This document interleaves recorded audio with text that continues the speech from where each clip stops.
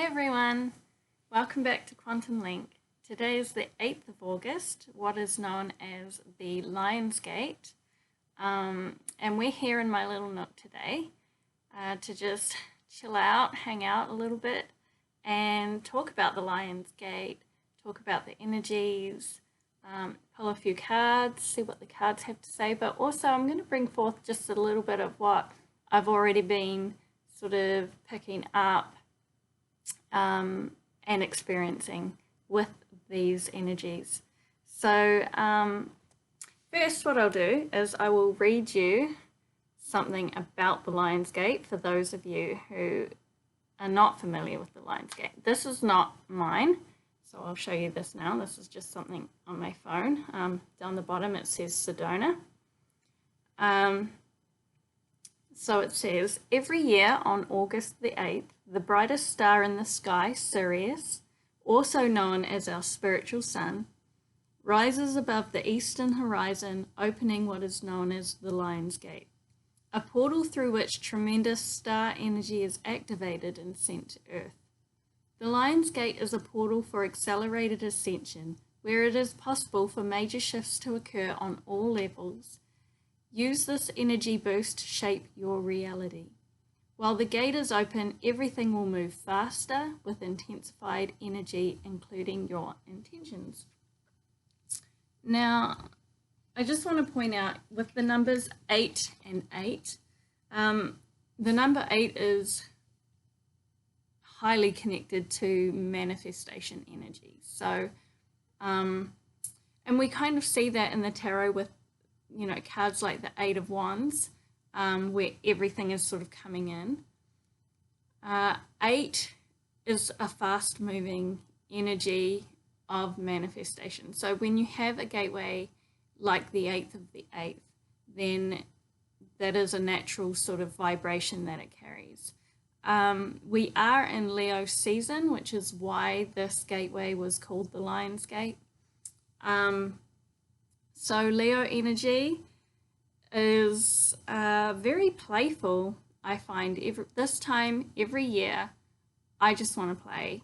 I don't want to be too consumed with responsibility.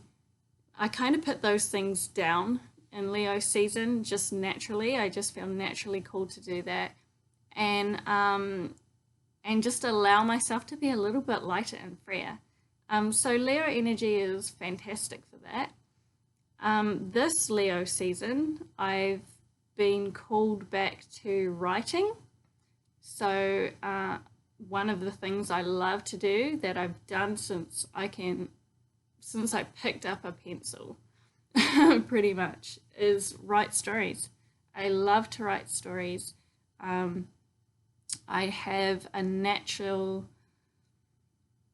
inclination to, I'm going to say daydream.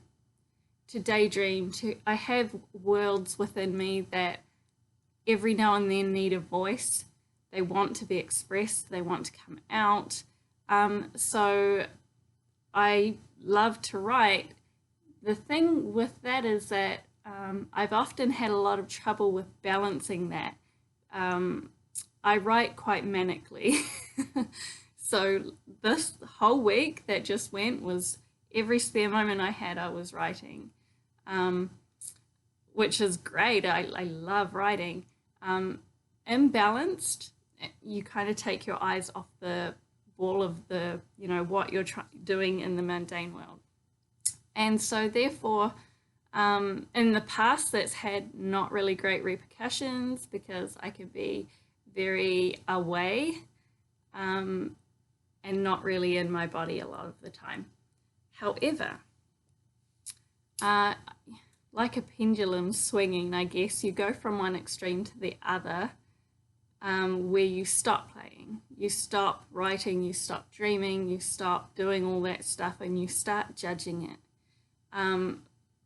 And I kind of went to that extreme where I stopped doing any of that and started judging it. And so this Leo season, I've gone back to that, but I've gone back to that with a different level of awareness. I've gone back to that to see how I can bring these two worlds together.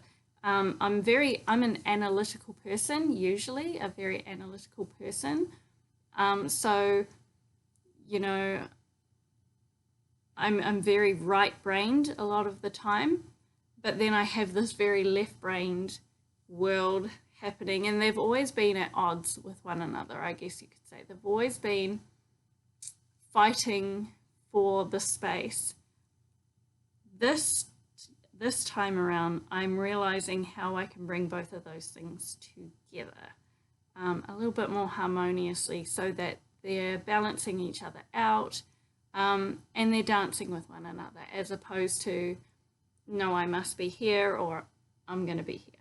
So I loved that. I loved having a week where I just put all my responsibilities down for 1 week and just allowed myself to have some fun, allowed myself to go back to what I love to do, which was writing.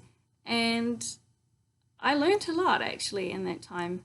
I haven't written for, I'm going to say, about 10 years.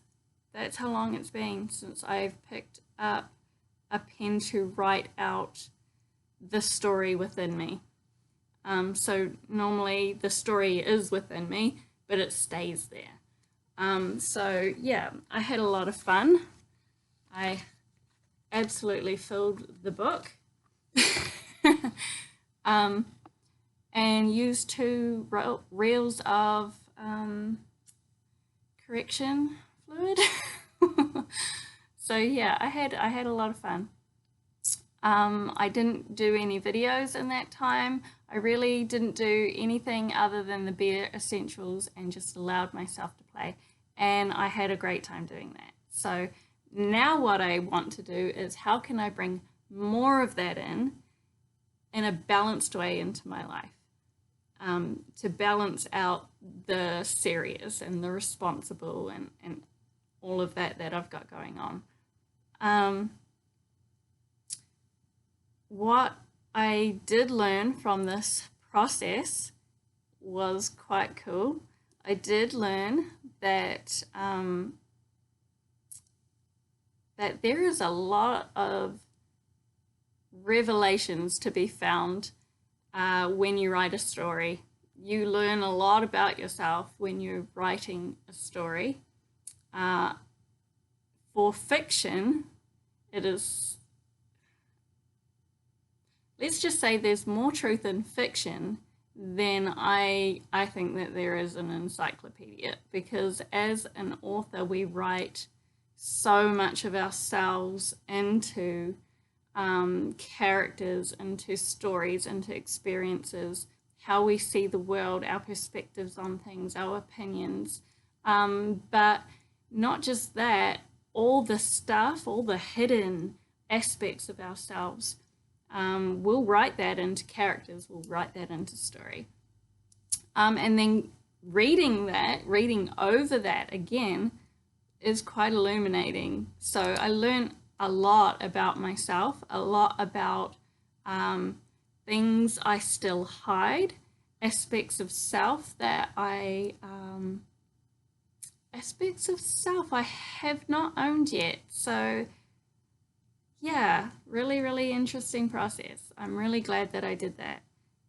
Just dove right in and just embraced the writing process, and then come through the other side, and then I can go back to my analytical self and look at that and go, ooh, there's a lot in there to unpack. So I woke up this morning and everything just made sense. Everything just felt like it made so much sense. I've not been sleeping for a good month, I think, since the Sirius Gateway. We had the Sirius Gateway at the beginning of July. And every time energy gets quite intense, the first thing that gets interrupted is my sleep. So I will wake 3 times a night at spirit hours, so they call them spirit hours. And in that time, a lot is being processed. There's a lot of dream happening, a lot of astral traveling happening. There's a lot of downloads coming through, and a lot to really sort of process and integrate. So yeah, about a month I broken sleep the whole way through, and last night I got my first full night's sleep, and I just woke up with so much clarity about so much things, and new places that I can work towards finding acceptance for. So I found that really awesome. So Leo energy, Sirius Gateway energy, and Lionsgate energy all really coming together right now, bringing things up. And I pulled a card this morning, and I actually pulled it in reverse, but I'll show it upright. So this is the Forest of Enchantment Tarot. This is the Two of Visions. So yeah, I pulled that in reverse this morning and really reflected on what that meant, what that was talking about. And a lot of what really came out of that was, and I posted this actually on my Instagram, is vulnerability. You know, vulnerability when when I'm writing my stories, story writing is it's an intimate act. It really is, because you are putting so much of yourself into it. And I'll tell you what's scary. What is scary is entertaining the idea of publishing that story when you have put all of that in there. So that really came up for me. It was like, how much of the story would I be willing to share?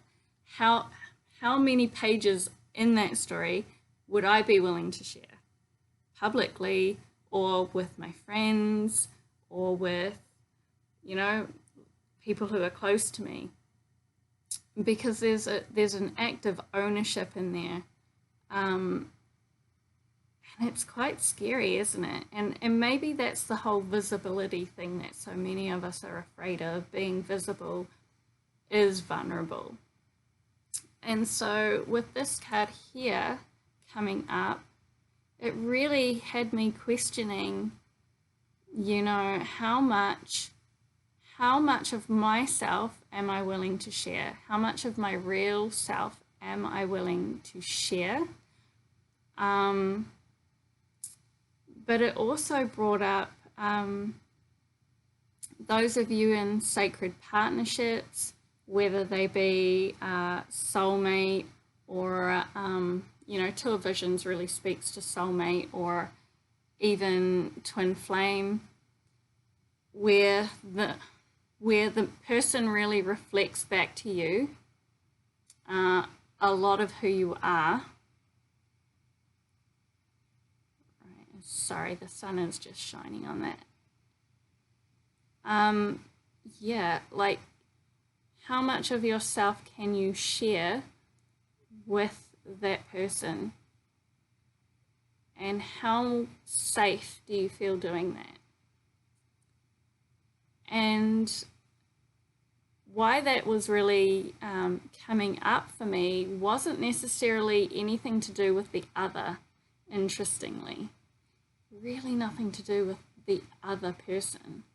Because a lot of the time we say, oh, well, no, I couldn't tell them that because they'd freak out, they'd judge me, they'd reject me, they'd think I was crazy, anything like that, right? But a lot of the time, it's showing us, like a mirror, it's showing us where we haven't yet been able to accept that aspect of self. And so I'm finding this whole Sirius Gateway, Lionsgate energy really potent for finding a new depth of authenticity, I guess. And that Leo's energy, I just want to bring this up, is that Leo energy is also courageous, right? it's brave, it's courageous. So, you know, it really is a call to courage, as Brene Brown would say.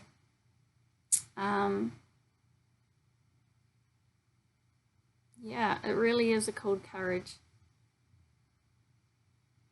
So, how much are you willing to share? How much are you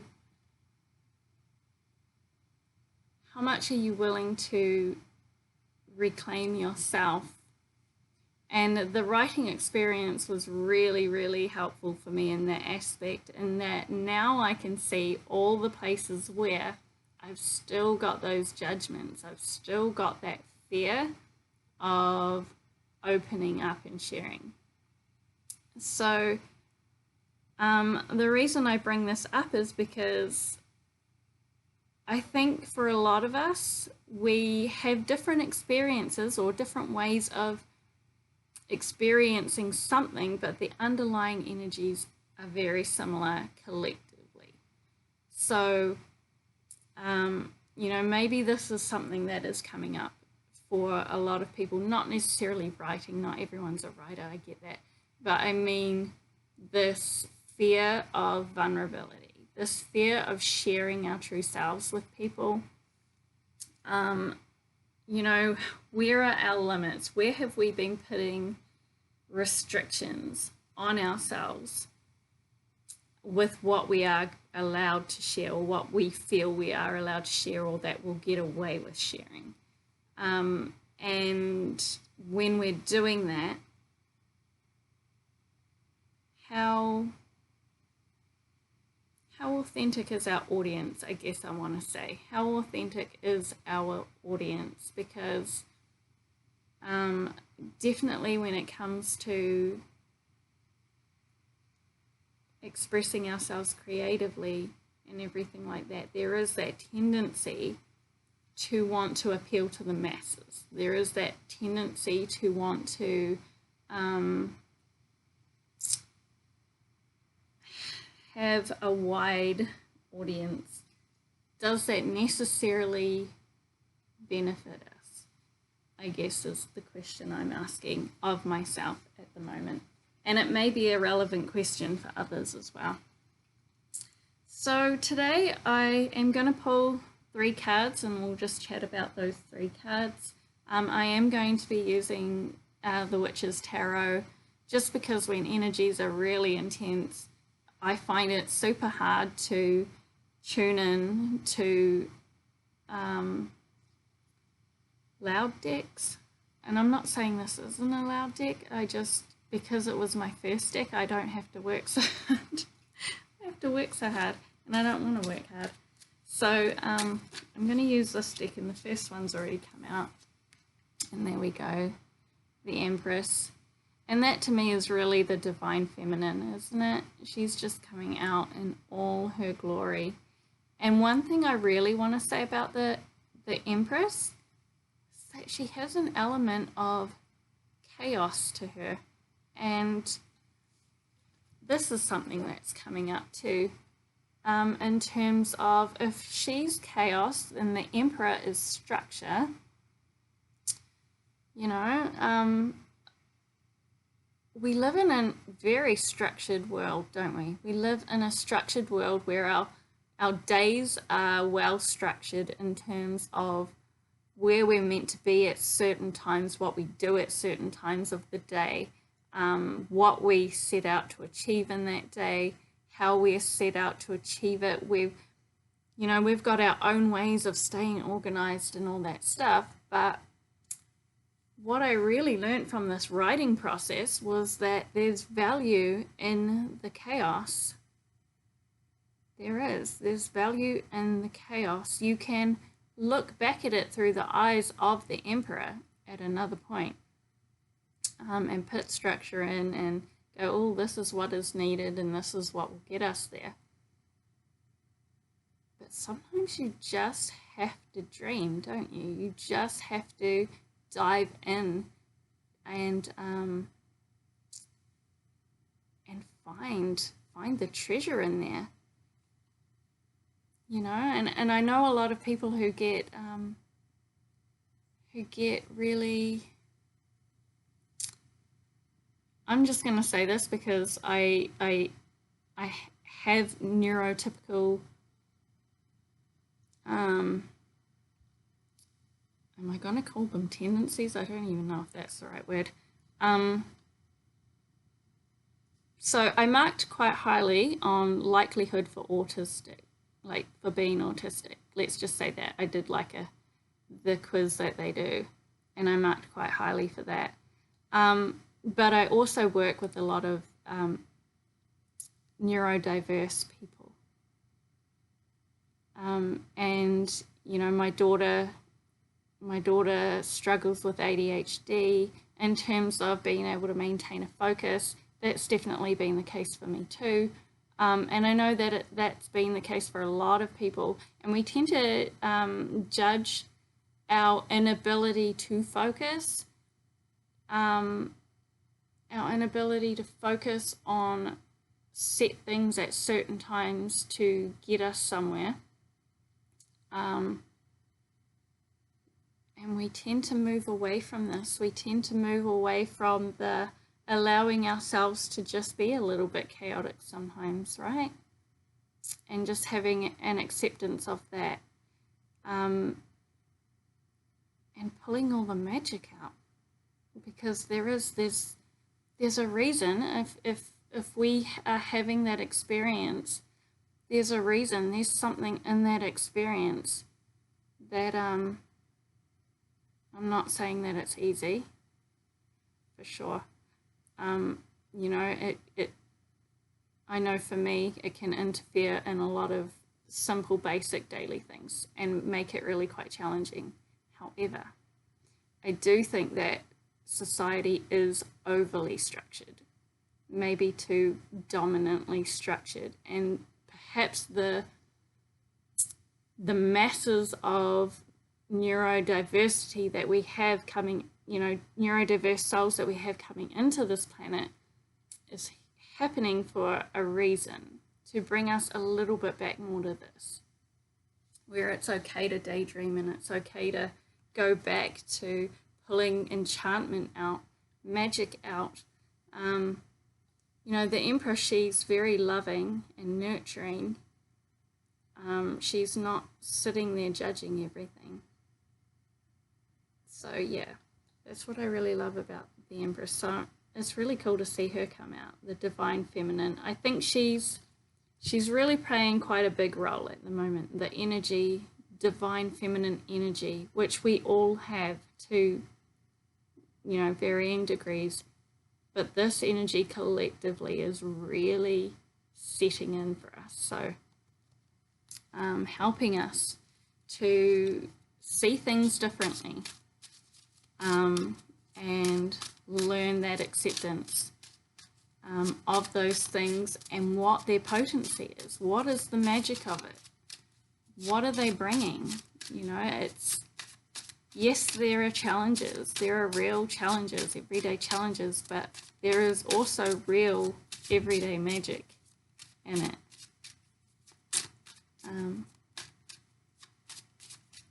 mean, you only have to spend an afternoon or a morning with a child just to watch them play and see their imagination just run wild, to know that that's coming from a very pure space, right? It's coming from a very pure space. Yep, all the cards flying out, but we're not taking 20. There we go.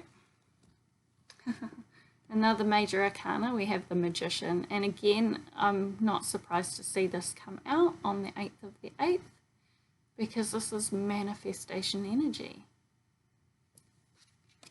right? Manifestation energy. The Magician out there, he's got everything that he needs available to him. He's got all the elements available to him. He's got the emotional element, he's got the mental element, the analytical element, he's got the spiritual element, but he's also got the physical element. And it's all about knowing which one to use and when, right? And there is a time for chaos. There is a time for having no box.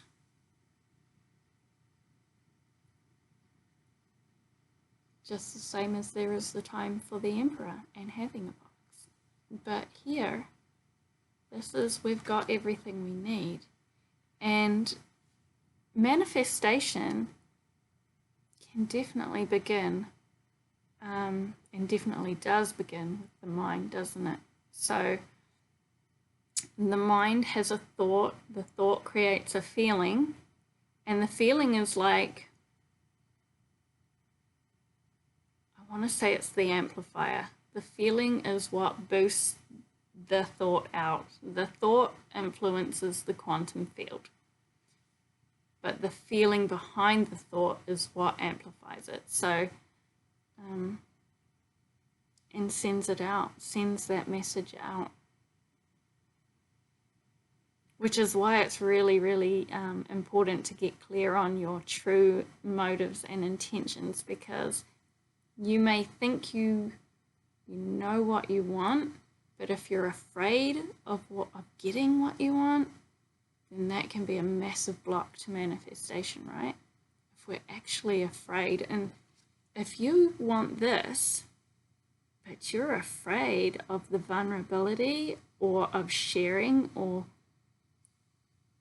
people, another person knowing who you really are, that can be a massive block to the manifestation process of that happening. Because you have the thought of, you know, what I want is to be in sacred partnership. Let's use that, because that is, relationships are one of the biggest reasons, right, that bring us to tarot for a start. But, you know, the desire to be in a relationship, to have connection, is innate. It's innate within us, but so is the fear of rejection. So is the fear of everything that comes with it. So, yeah, if we are trying to manifest this, or a job, or, you know, some people want to manifest money, there's nothing wrong with that, because they're tired of struggle. But if we have a fear of what we're manifesting, if that means we're going to be vulnerable, that can put the brakes on. But anyway, I just wanted to point that out. But yeah, so what are we manifesting then?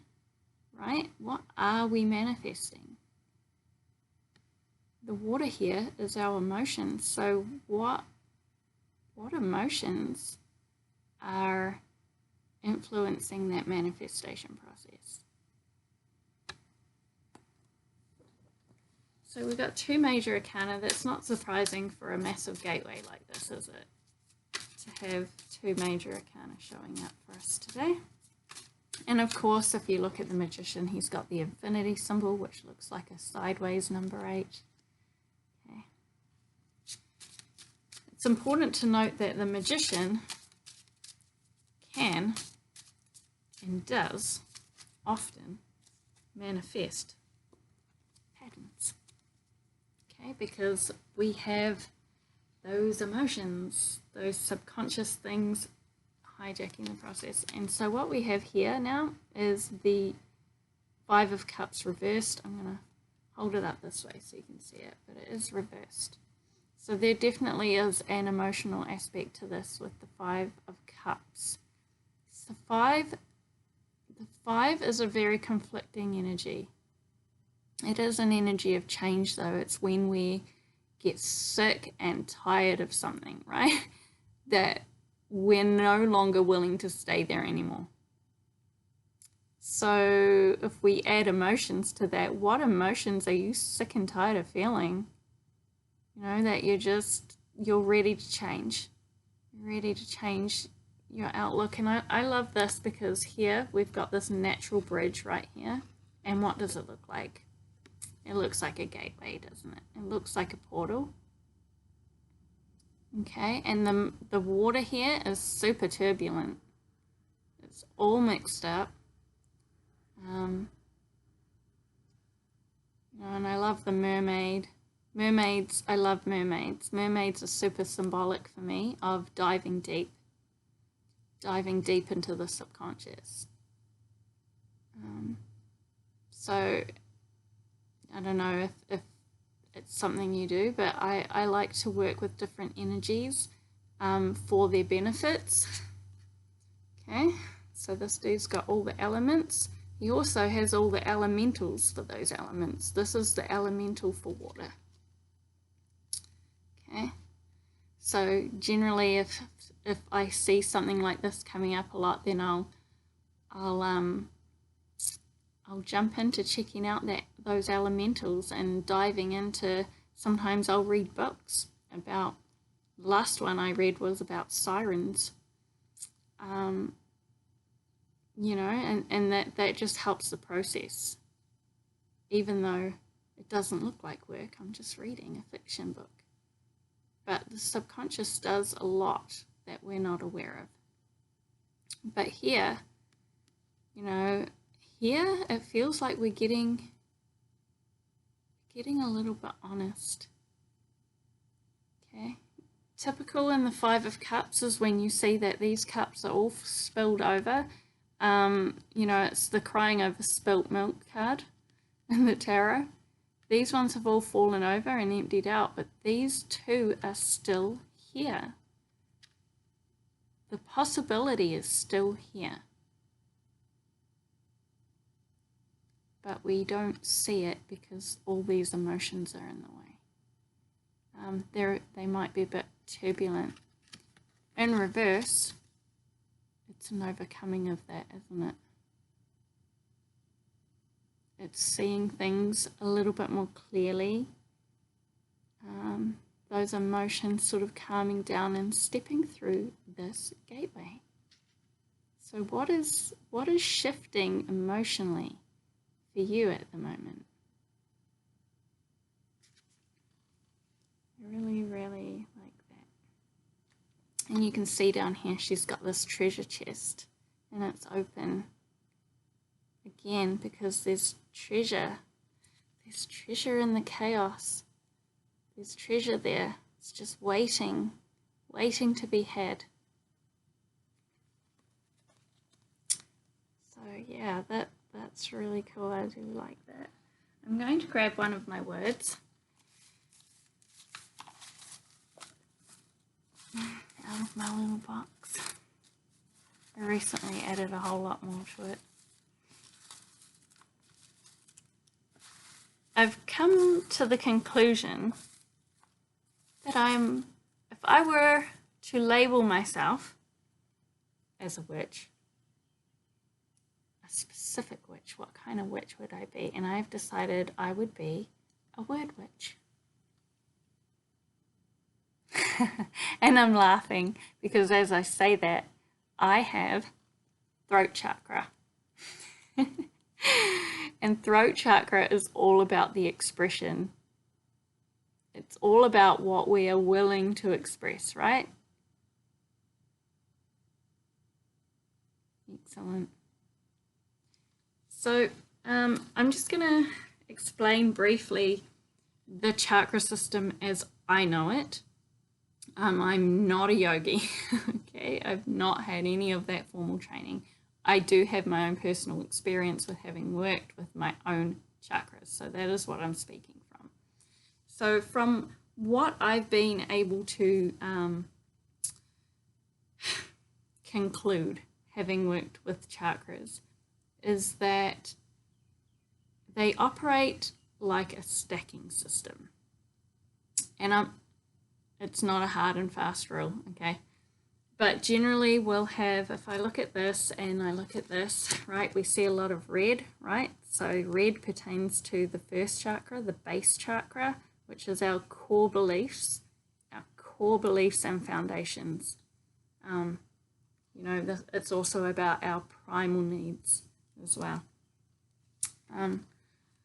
But yeah, so we start with the base chakra, we work through that, and then we'll eventually, once we've dealt with that, we get to the sacral chakra, which is the home of the emotions, the home of our creativity and sexuality, reproduction, all of that.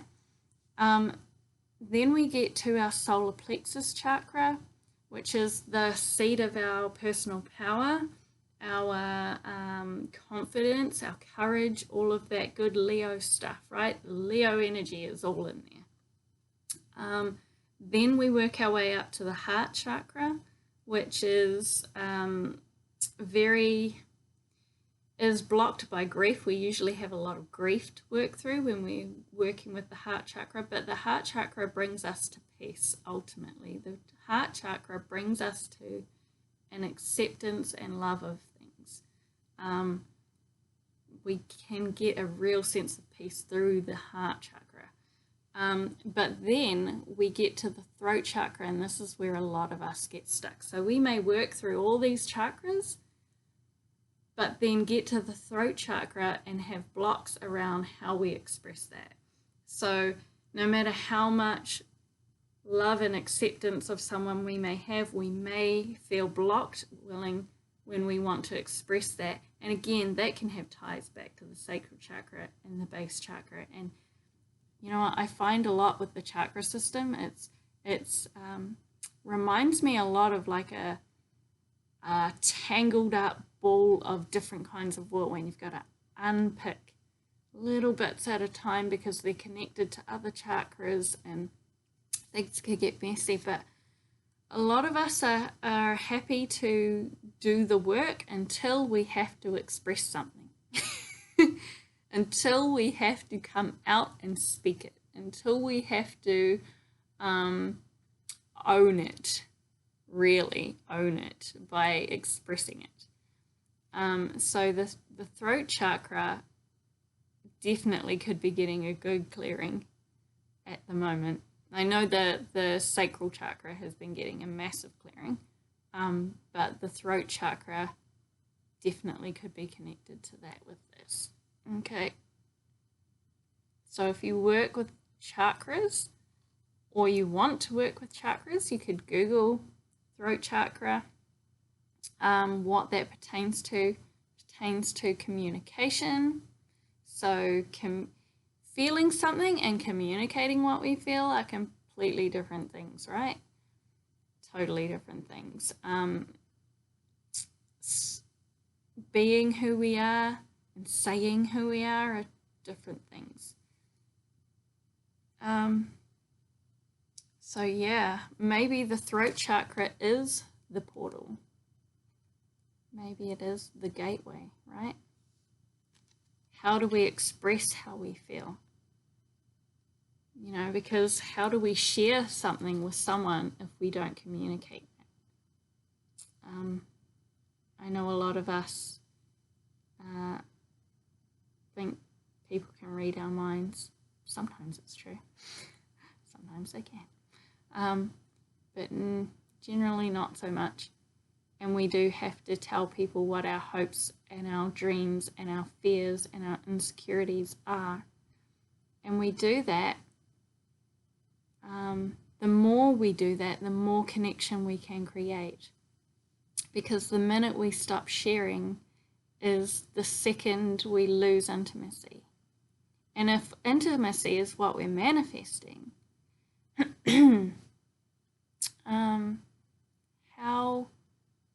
how brave are we willing to be, I guess, right?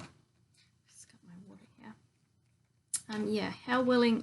How brave are we willing to be at this gateway?